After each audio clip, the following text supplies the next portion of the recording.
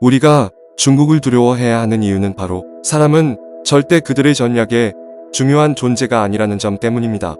그들에게 사람이란 오로지 단결하고 결속시켜 국가의 정책에 희생이 될 수 있는 존재라는 그 이상 이하도 아닙니다. 그렇다면 답은 한 가지입니다. 사람들이 그들의 뜻대로 뭉치고 단결하지 못하게 갈라놓는 방법입니다. 우리가 펼칠 수 있는 전략은 그들의 전략대로 움직이지 못하게 인간 본연의 가치가 주는 영향력이 국가보다 뛰어날 수 있다는 점을 정확히 그들에게 전달하는 방법 말고는 없을 겁니다.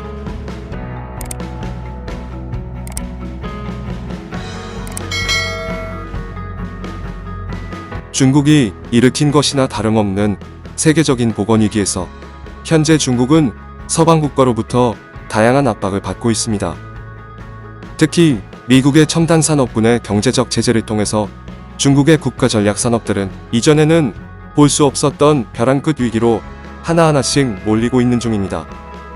수십 수백조 원을 투입한 IT, 반도체 산업은 미국의 압박에 의한 고사 위기로 진행 중이고 식량, 철광석 등 원자재들 역시 서방 세계와의 트러블을 통해 수많은 중국인들의 삶에 영향을 미칠 수 있는 단계까지 이르렀다는 평가입니다. 이 모든 것의 원인은 바로 중국의 국제적 신뢰 상실입니다. 국가가 모든 정보를 인위적인 불공정으로 도출하고 이를 국가 정책으로 만들어내고 있으니 신뢰할 수 있는 각종 자료 및 정보와 언론이 표현할 수 있는 한계는 더욱 명확해집니다. 국가가 민간인이 할 수 있는 모든 것을 통제한다는 것이 얼마나 위험한가에 대해서는 아마 중국은 절대 깨닫고 개선할 수 없는 국가란 표현이 오히려 더 정확할 것입니다. 중국이 국제적 신뢰가 떨어지는 것은 어찌 보면 너무나도 당연한 사실입니다.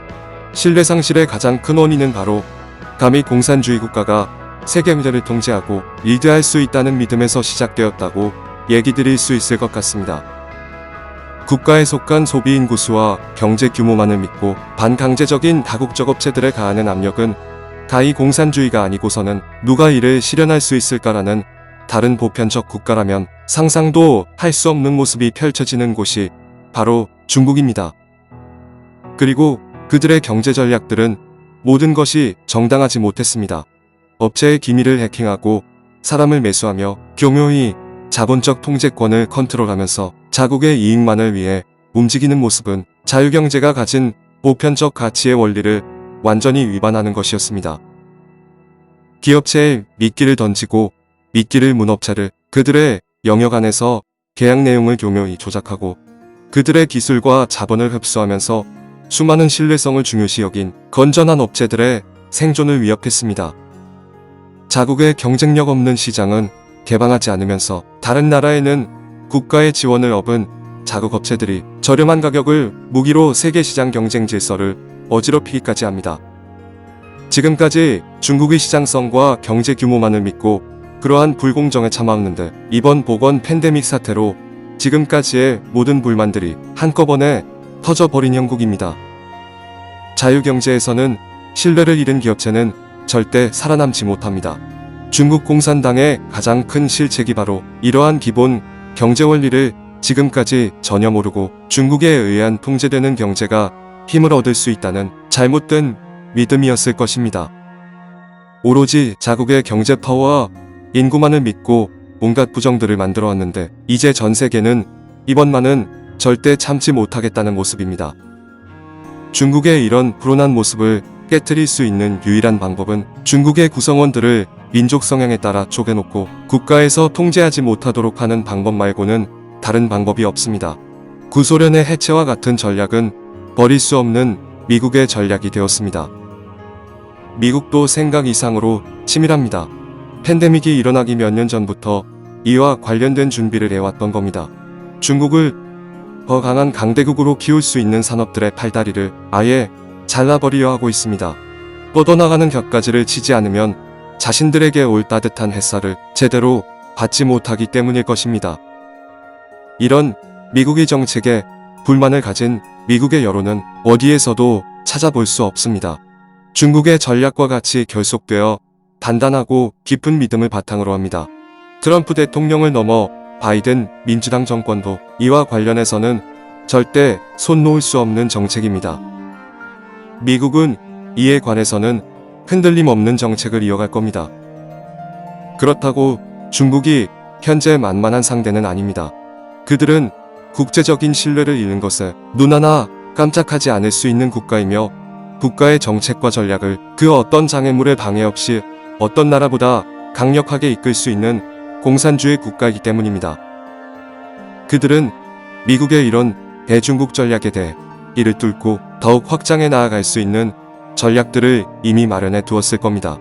그들에게 가장 큰 국가 전략은 그들의 손에 세계 경제의 통제권을 계속해서 움켜쥐고 세계의 영향력을 확대해 나가는 전략입니다. 기존 선진 서방 국가들이 중국에 크게 반감을 가지고 압박하는 정책들을 만들 수도 있다고는 하지만 세계는 그와 같이 할 수 없는 국가들이 더욱 많다는 사실 또한 인지해야 합니다. 약소국들은 중국의 경제 영토 확장 전략에 끌려 들어가지 않을 수 없을 겁니다. 그리고 한국을 포함한 중국의 주변국들에 대해서는 착실하게 그들의 국가 전략에 맞는 수십 년에 걸쳐 세워진 계획들을 하나하나 진행해가고 있습니다. 이는 절대 거부할 수 없는 중국의 국가 전략입니다.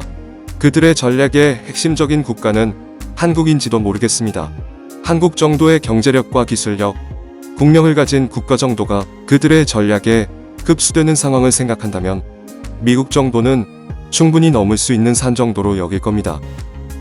공산주의 전략상 미국은 절대 지금 건드릴 수 있는 존재는 아닙니다. 이런 전략에 가장 먼저 움직이는 출발점이 바로 현재 자국의 다양한 민족의 구성을 하나의 중국으로서 일원화시키는 정책입니다. 대만의 분리 독립을 절대 인정하지 못하는 이유가 바로 그것입니다. 같은 민족 계열인 대만을 국가로서 인정했다가는 자국의 모든 민족 갈등 문제가 터져나올 수도 있을 겁니다. 이러한 정책은 최근에 더욱 강해지고 있습니다. 티벳, 위구르, 내몽골인에 대한 탄압과 언어말살, 그리고 유일중심 중국으로의 민족 통합 정책 등입니다. 중국이 앞으로의 10년에 걸친 정책으로 중국 내의 민족이라는 이질감이 없어지기 시작하면 서방 세계는 중국에 대해 압박할 수 있는 강력한 카드를 잃게 되는 것입니다. 중국은 그 이후 주변국에 더 많은 영향력을 행사하려 할 겁니다. 중국이 변치 않는 정확한 전략 중에 하나는 바로 주변의 약소 국가들의 흡수입니다. 그들에게 중요한 것은 자유경제에서 근본 바탕이 되어야 하는 신뢰가 아니라 국력의 크기를 더욱 확대하여 공산주의가 가진 국가체계의 가치가 그 어떤 민주주의의 가치보다 높다는 점을 분명하게 세계에 각인시키는 전략, 그 이상 그 이하도 아닙니다. 그들이 오직 서방 세계를 이길 수 있는 방법, 그들의 존재 가치의 핵심으로 왜 그들은 이념적으로 민주주의보다 뛰어날 수밖에 없는지를 끝까지 증명하려 할 것입니다.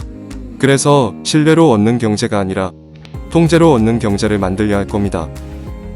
경쟁을 통해 얻는 이익이 아니라 힘을 통해 얻는 이익을 만들려 할 것입니다.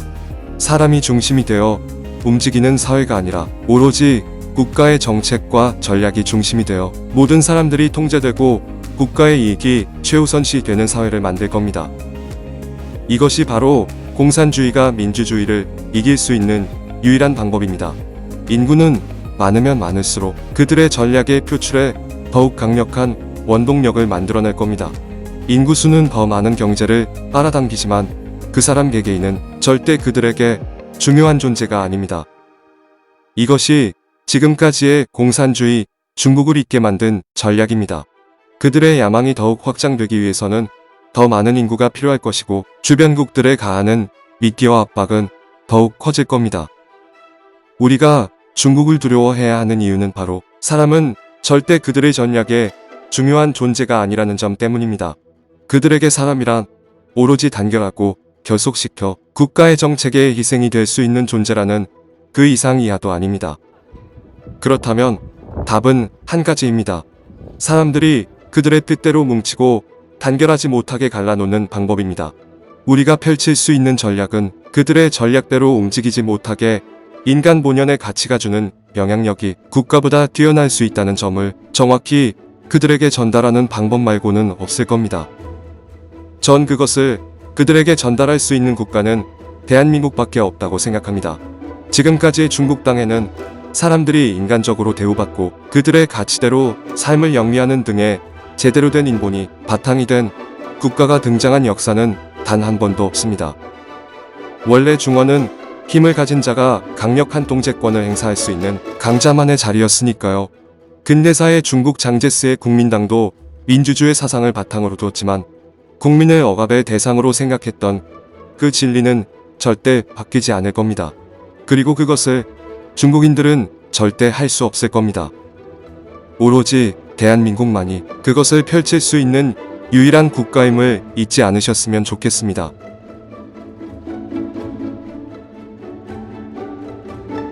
이상 레볼루션 울림이었습니다. 시청해주신 여러분들께 감사의 말씀드리며 저는 다음 영상에서 다시 찾아뵙겠습니다. 고맙습니다.